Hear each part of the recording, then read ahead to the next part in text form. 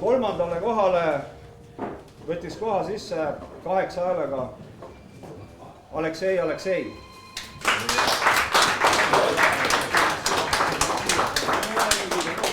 Sümboolse hõbemedali kasutaja nimega Dencho.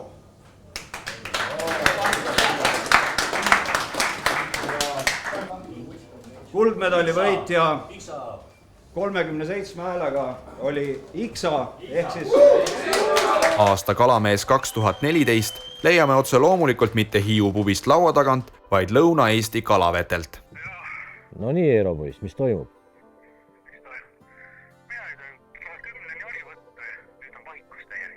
Mis tähendab 10 võttu, palju siis sa 10 olid neid tabanud? 11 tükki sai kätte.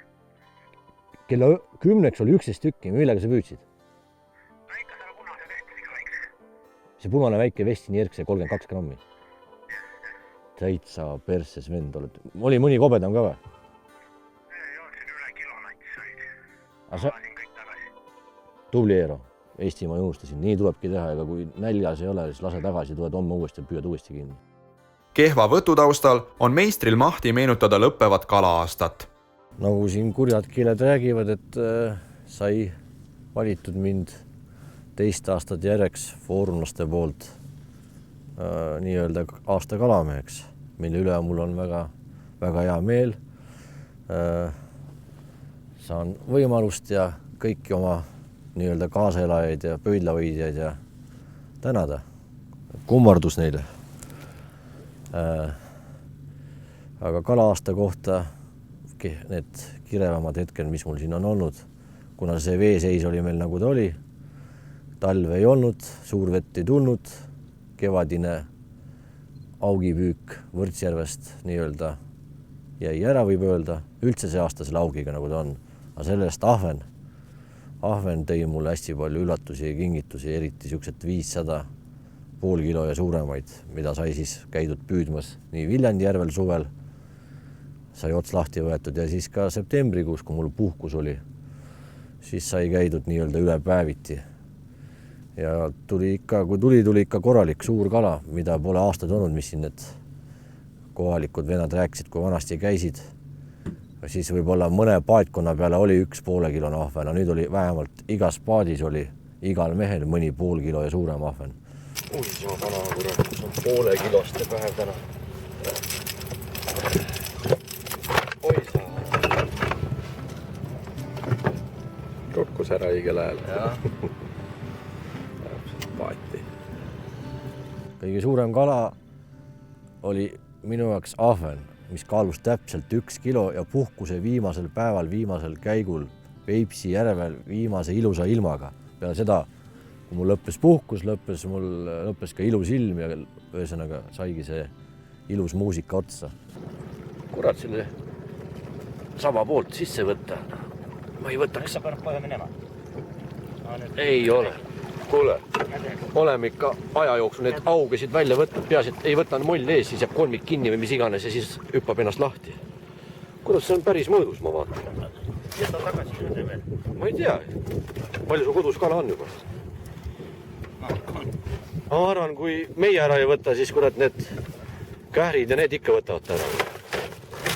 No blogi nii-öelda ma juba omal Facebooki lehe peal Iksa Nael seal teda nii-öelda kirjutan lahti, kuidas mul see värk päev algas, millega kujunes, kes mul kaasas oli, mida kala sõi, mida saime, pluss pildid, videod juurde alati kindlasti. Ja nüüd, kui avati see uus Kalalehe portaal, siis mulle tehti pakkumine, kas ma ei tahaks seal hakata blogi pidama ja see on täpselt suunatlus minu peale, kellel see asi meeldib. Eks mõni võtab mõne asja pealt siin snitti, siin kas ka on hakanud jutukesi juurde panema. Ma olen siin mitmele ütlen, et ei ole ju mõtet ju panna pilti, mida ma olen ka siin enne rääkinud mingist ilusast kalast ja ühtegi sõna ei pane, võib-olla pannakse kas kaal või aga kuidas see kala on saadud, kas on mingi eelne seik selle kalaga olnud või mis iganes, et eelnevalt on lant kinni jäänud, siis oled landi välja päästnud ja siis välja kerides kargab otsa. Need seiku on igasuguseid. Et see on päris minu jaoks auväärtne tiitel, et valiti järjekordselt mind selleks. Ma usun, et ma olen sellega ära teeninud selles suhtes, et vaeva nii palju, nagu mina olen hull, et ma julgen öelda, et vähemalt pool püügipäevast kujuneb mul pildistamise ja filmimise peale, kui teised askeldavad ainult oma püügiga, mina proovin kõik need hetki teiste inimeste tegemisi ka peale saada, et teistel oleks pärast kodus mõnus lõbus vaadata kogu seda kompotti nii-öelda. Sest palju neid hulle ikka on, kes itsivad, raatsivad neid oma vabu päevi, mis niigi vähe on nädalas võib-olla päev või 2 jamada veel mingisuguse filmimise ja pildistamisega. Aga minul peab see kõik olema tasakaalus, et kõik vennad, kes mul on kalas käinud, ma olen ette ära ütlenud, et te peate sellega arvestama, et peate ka pildistama või filmima mind, kui mul miskit toimub. Et olen isegi vana kalamees Laansoilo selle välja õpetanud, kes pole kunagi nii-öelda tehnikat käes hoidnud, et mis nuppu peab vajutama, et pilt oleks ja et inimene oleks kaadris, et ta ise liigub või juhendab mind, aga mitte, et võtad kala kätte ja terve nägu on sul kaetud või vastupidi või sind on näha ja kala pole näha, et see peab kõik tasakaalus olema. Oleks suur ahven, anna kilost ahven. Kilo 100. Kuraadi, perse küll, ma tahan ahvenat, ma ei taha au. 3 peaks umbes olema mõõdus.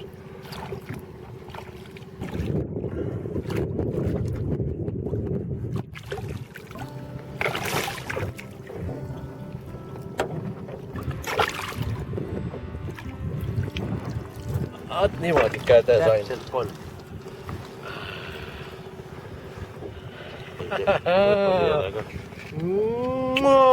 Mis ma tahtsingi öelda, et tahaks oma abikaasat Kadrit tänada selles suhtes, et arusaaja inimene.